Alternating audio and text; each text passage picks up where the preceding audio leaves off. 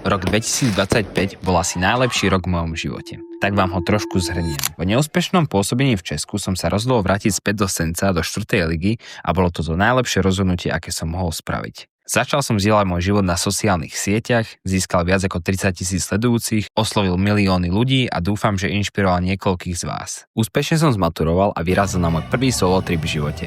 A som mega blessed za rok 2025, že som mal možnosť vycestovať do 4 krajín, čo je úplne crazy, lebo doteraz som vôbec necestoval. Postúpili sme do 3. ligy, odohral slušnú polsezónu, spoznal niekoľko super ľudí a som strašne vďačný, že môžem povedať, že robím, čo ma baví, aj keď to nie je vždy úplne ľahké. Ale ďakujem Bohu, že mi vždy dá silu to zvládnuť. A aké mám predsavzatie na rok 2026? Ako každý rok si predsavzatia nedávam. Stále makám, trénujem a robím veci, ktoré chcem robiť, bez ohľadu na nový rok. Ale môžem vám prezradiť jeden z mojich cieľov na rok 2026. Hitnúť 100K na Instagrame a ukázať ľuďom, že všetko je možné. Tak podpor ma followom a každému jednému z vás prajem šťastný a úspešný nový rok. A 2026 vidíme sa.